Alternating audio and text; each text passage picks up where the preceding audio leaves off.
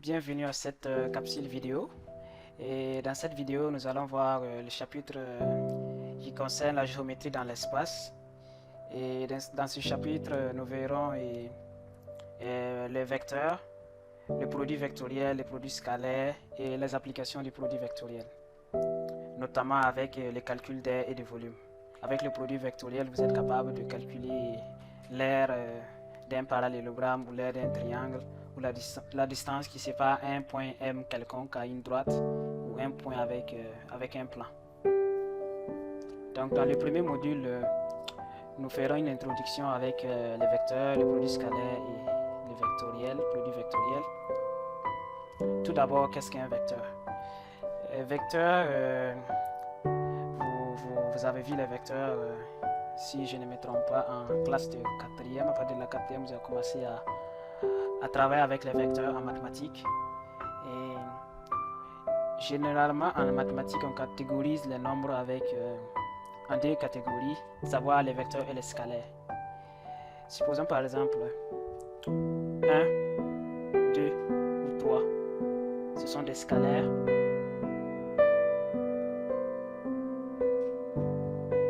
Mais, par exemple, si je mets 3i plus 2j,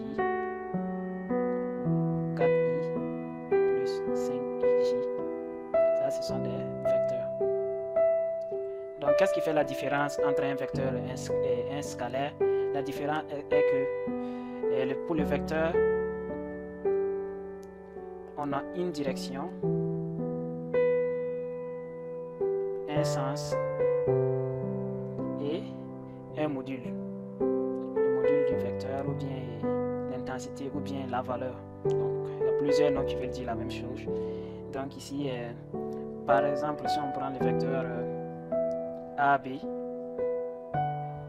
on voit que le vecteur a une direction et c'est ça la direction. La direction du vecteur, c'est comme s'il est en train de suivre une droite que j'ai mis en pointillé, la droite AB. Et le sens, il part dans le sens, par exemple si le sens positif est de ce côté, il part dans ce sens positif. Et l'intensité ici du vecteur, ça sera la longueur du vecteur. Donc ça c'est le module du vecteur. Donc c'est ça qui fait la différence entre un scalaire et un vecteur. Pour le scalaire, il n'y a pas de direction, il n'y a pas de sens, mais il y a la valeur. Tandis que pour le vecteur, il y a la valeur et en plus de cela, il y a la direction et puis il y a le sens. Donc, je sais que ce n'est pas la première fois que vous voyez les vecteurs, donc on ne va pas s'attarder sur ça. Et nous allons passer aux différentes propriétés des vecteurs.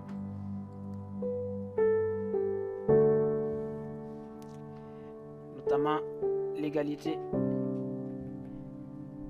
des deux vecteurs.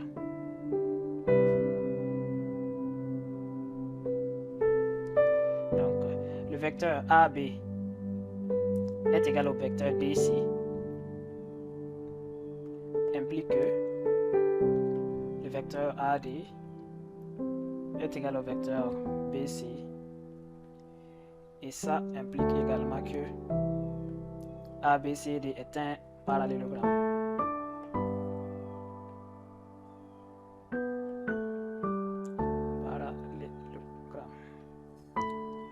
Donc si on a deux vecteurs AB et DC qui sont égaux, cela implique que ABCD est un parallélogramme. Et puis on peut le vérifier en traçant le vecteur et le parallélogramme ABCD.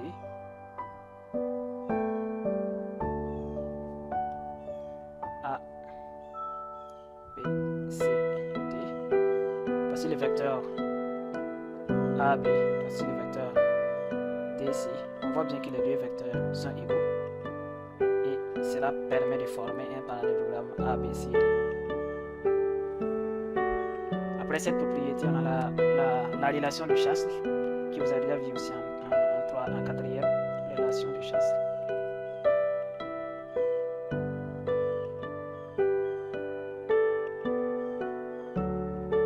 Cette relation dit que si on a un vecteur, si on additionne le vecteur AB avec le vecteur BC, ça revient à dire que ces deux vecteurs vont former le vecteur AC.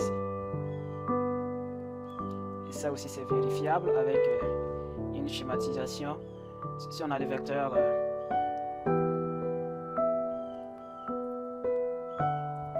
AB par exemple, et le vecteur BC, la somme de ces deux vecteurs va former le vecteur AC. Donc ça c'est AB, BC. Donc en d'autres termes, AB, BC, le vecteur AC vient comme la moitié, la diagonale au fait du parallélogramme qui sera formé par les deux vecteurs AB et BC.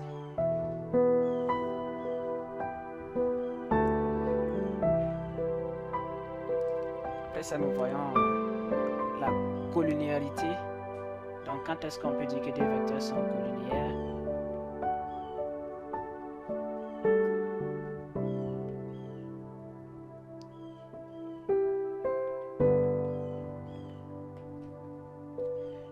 Nous allons prendre deux vecteurs U et V quelconques.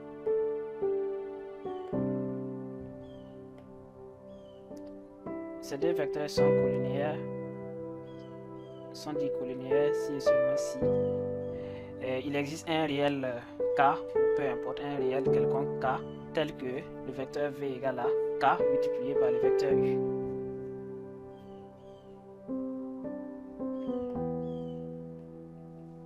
Donc, si et seulement si il existe un réel K tel que vecteur V égale à K multiplié par vecteur U. Donc, c'est comme si les deux vecteurs sont proportionnels au fait. Prenons par exemple le vecteur U par exemple ici, et on a le vecteur V qui est égal à 2 fois le vecteur U. Les deux sont collinéaires parce que le vecteur V, c'est comme si c'était le vecteur U qu'on a reproduit, mais en augmentant sa longueur de 2 fois. Donc ici le K égale à 2. Donc U et V sont collinéaires. Et de cette définition va découler une propriété assez intéressante pour les vecteurs, à savoir le parallélisme. Quand deux vecteurs sont collinéaires, ça implique directement que les deux vecteurs aussi sont les deux droites qui sont régies par ces deux vecteurs là sont aussi parallèles, sont parallèles. Donc ici le parallélisme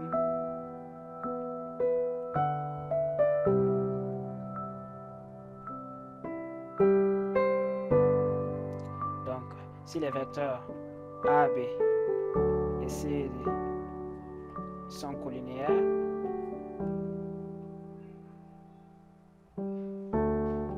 cela implique que la droite AB est parallèle à la droite CD. Et là ici on va représenter ça ici, vous allez voir pourquoi c'est comme ça. Par exemple si on prend le vecteur AB et le vecteur CD, on voit bien que les deux vecteurs sont collinéaires parce que là ici les deux vecteurs sont presque égaux. Donc ici AB, la droite AB est parallèle à la droite CD. Et cela implique que il existe, ça c'est le symbole de il existe un réel K, élément de R, tel que le vecteur AC, le vecteur AB plutôt, est égal à K multiplié par le vecteur CD. C'est la condition de collinéarité. Après le parallélisme,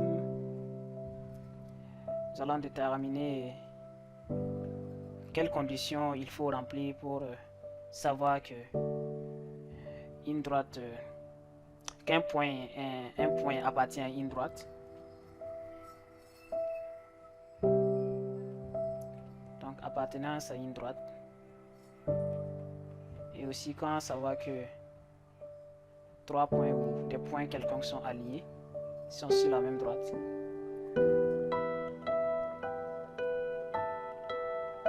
Donc si M est élément de la droite AB, cela implique que AM et AB sont collinéaires.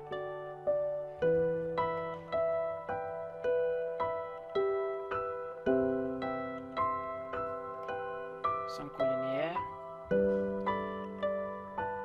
ce qui implique que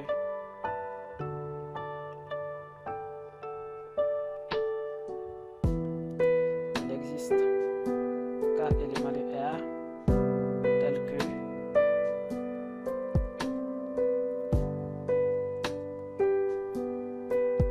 AM est égal à K multiplié par AB.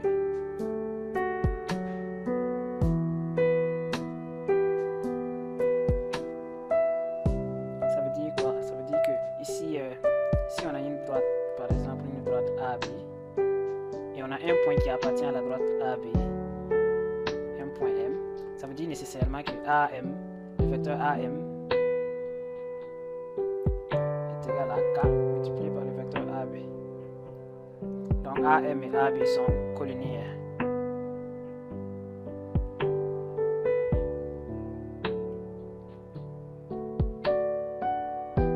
Si A, B et C sont des points alliés, donc sont alliés, cela implique que AB et AC sont collinéaires.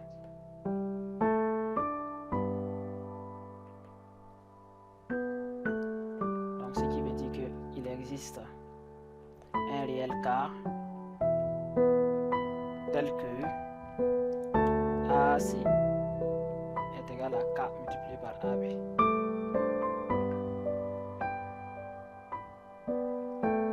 Plan de l'espace, écoplanarité.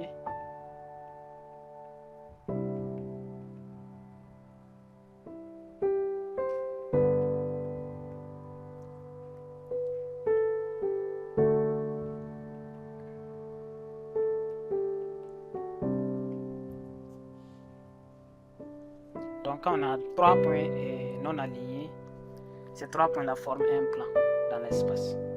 Donc trois points non alignés A, B et C. Ici on précise non alignés parce que c'est très important. Avec des vecteurs collinéaires, on ne peut pas former un plan dans l'espace. Donc il faut nécessairement que les trois points ne soient pas sur la même droite, donc soient non alignés.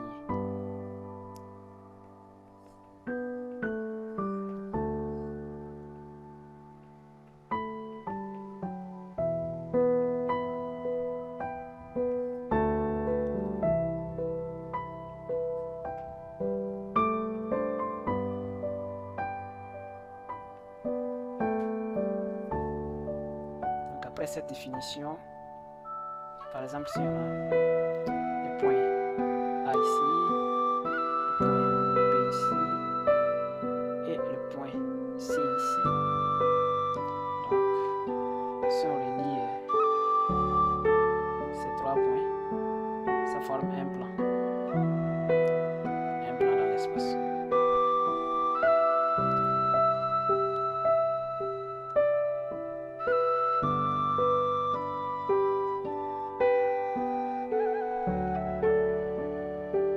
Coplanarité.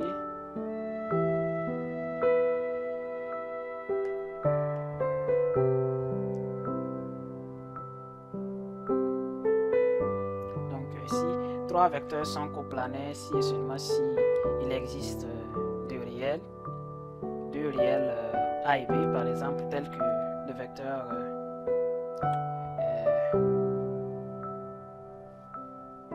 donc nous allons définir trois vecteurs quelconques. Le vecteur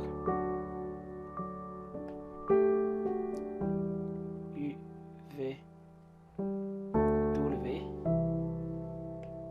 sont coplanaires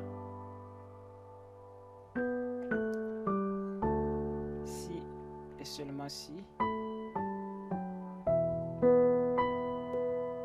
il existe deux réels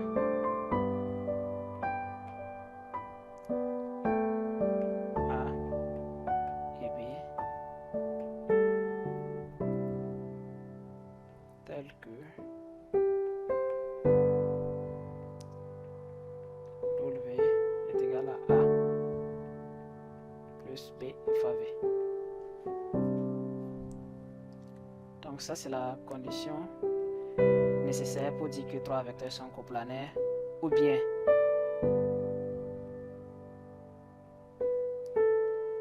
si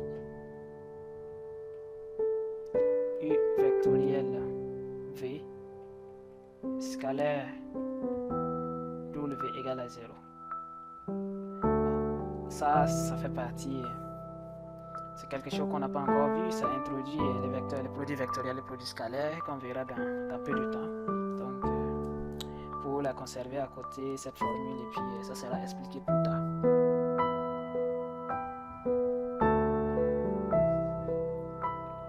Les points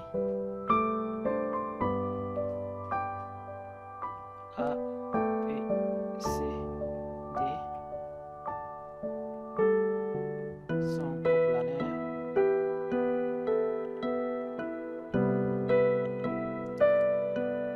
si et seulement si il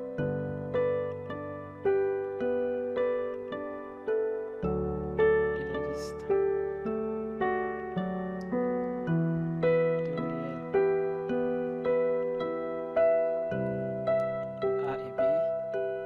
A et B tels que AD est égal à alpha AB plus bêta fois AC. Donc ici, une erreur, c'est plutôt alpha et bêta pour ne pas confondre avec la première propriété, la première définition, alpha et bêta. Ouais. Donc les points A, B, C et D sont coplanaires si et seulement si il existe deux réels alpha et bêta tels que le vecteur AD égale à alpha multiplié par le vecteur AB plus bêta multiplié par le vecteur BC, AC. Donc vecteur AB vectoriel, produit vectoriel avec le vecteur AC, scalaire, produit scalaire, AD égale à 0. Donc si ces deux conditions sont l'une ou l'autre réunies, ça permet de dire que, de conclure que les points sont coplanaires. Ok. Là maintenant nous allons voir le produit scalaire. Produit scalaire, c'est quelque chose aussi que vous avez déjà vu, même si ce n'était pas assez explicite, notamment en physique, avec la notion de travail d'une force. Mettons qu'on a une masse ici, qu'on aimerait, mettons,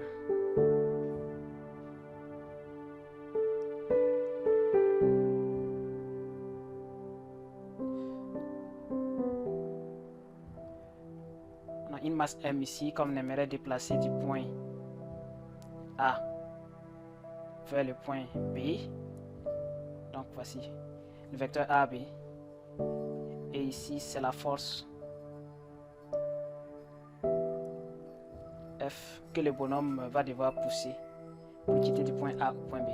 Là ici on va dire que le travail de la force ici pour quitter de A vers B est égal à F scalaire AB. Donc ça vous avez vu ça en physique. C'est vrai que c'est la physique, mais comme on le dit, la physique et les mathématiques sont indissociables, c'est vraiment relié, donc c'est le même produit scalaire que nous allons voir dans ce chapitre. Donc définition.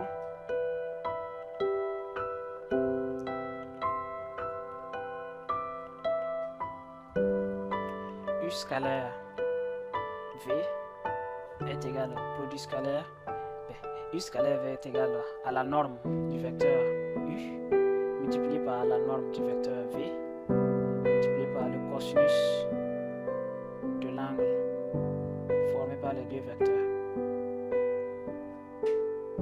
Donc ça c'est la définition du produit scalaire. Donc maintenant qu'on a deux vecteurs ici,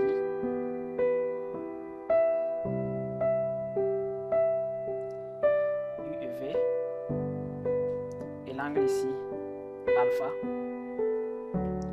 et U scalaire V est égal au module aux normes de U multiplié par la norme de V multiplié par le cosinus de l'angle alpha. Donc ça c'est un exemple.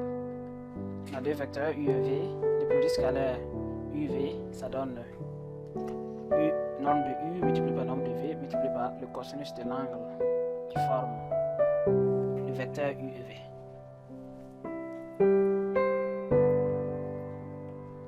Nous avons une propriété essentielle au niveau des produits scalaires, ça s'appelle l'orthogonalité. Orthogonalité. Donc, deux vecteurs, si on a deux vecteurs perpendiculaires, cela implique que leur produit scalaire est nul. Donc, si U et V sont perpendiculaires, U perpendiculaire à V implique que U scalaire V égale à 0. Et je vais noter quelque chose ici de très important. Le produit scalaire de deux vecteurs donne un réel, donc donne un scalaire. Donc, vous ne pouvez pas faire le produit scalaire de deux vecteurs et puis trouver un vecteur. On va voir ça dans les produits vectoriels. C'est ça qui fait la différence entre les deux produits. Le produit scalaire, comme son nom l'indique, c'est scalaire. C'est ça que j'ai voulu faire la différence dès le départ, scalaire et vectoriel. Le produit scalaire donne un scalaire, le produit vectoriel donne un vecteur. Donc, c'est assez simple à retenir et à appliquer. Donc, un scalaire, c'est un réel, ce n'est pas tout sauf un vecteur. Le vecteur, il a une direction, un sens et une norme, ou une intensité si vous voulez. Donc, c'est ça qui fait la différence. Très important. Si vous faites produit scalaire de deux vecteurs, que vous trouvez que ce n'est pas un réel, là, vous devez vous poser des questions. Ok.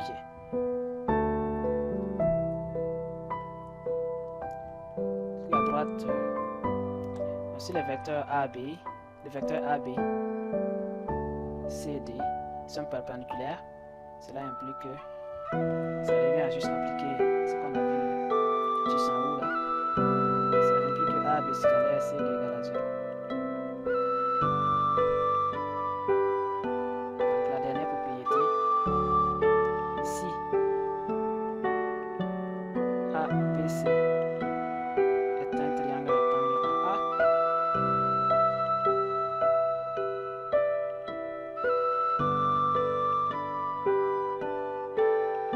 donc ici si le triangle est rectangle en A, cela implique que le scalaire, le produit scalaire des deux vecteurs AB et AC est nul. Parce que AB et AC seront forcément perpendiculaires. Prenons par exemple ici on a un triangle rectangle ici en A. Rectangle en A. On a ABC. On voit que AC est perpendiculaire à AC est perpendiculaire à AB. Donc ça permet de dire que AB scalaire AC égale à 0. Ce qui permet de retrouver la formule ici.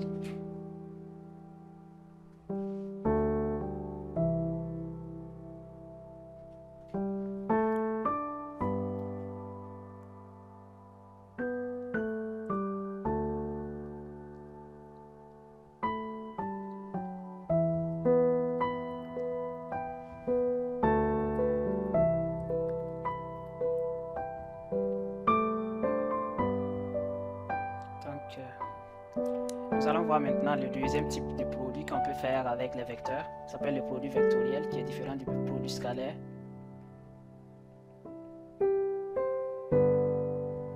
Donc ici, le produit vectoriel, les deux vecteurs donnent un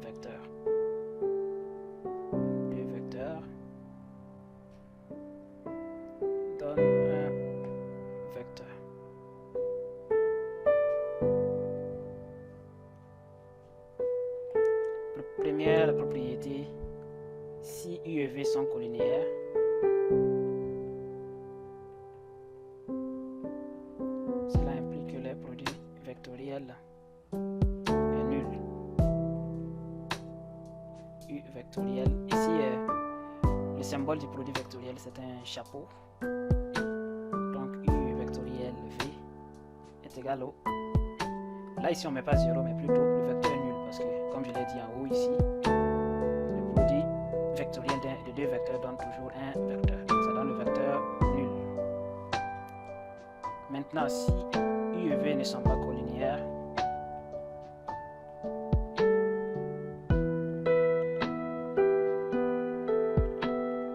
et qu'on a U de coordonnées X, Y, Z,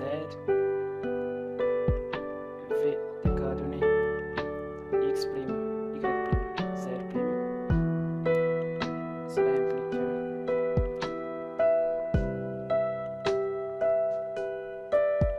et là maintenant pour trouver les coordonnées de ça, il va falloir faire les déterminants entre chaque mettons les déterminants entre Y, Y', Z, Z', et les déterminants entre Z, Z', X, Y, et ainsi de suite, ainsi de suite. Donc en faisant les déterminants ici, ça va donner Y, Z', moins Y', Z. Ensuite,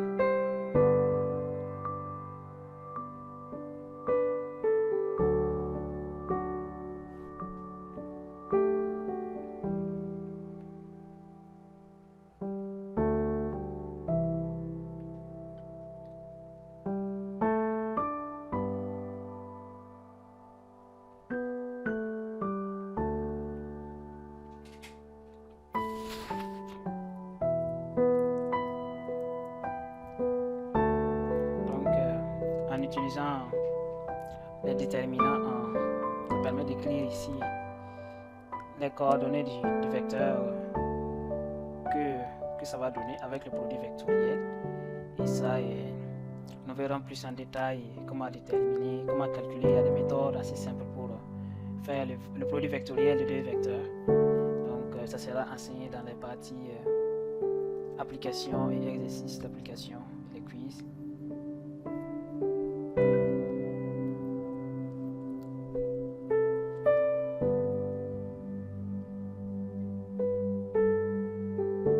V vectoriel U est égal à moins U vectoriel V. Donc ici, l'ordre du produit vectoriel est très important parce que vecteur V vectoriel vecteur U est différent de vecteur U vectoriel vecteur V.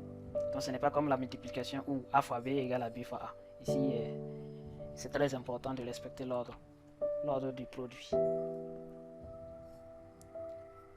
Vecteur U vectoriel avec le vecteur V plus W est égal à U vectoriel V plus U vectoriel W.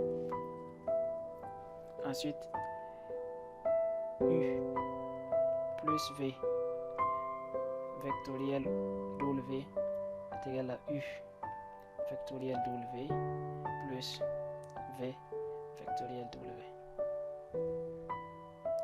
Donc ceci conclut la capsule sur le module 1 qui a consisté essentiellement à calculer, à savoir calculer le produit scalaire de deux vecteurs, le produit vectoriel de deux vecteurs et aussi les différentes propriétés qui tournent autour de ces deux entités mathématiques.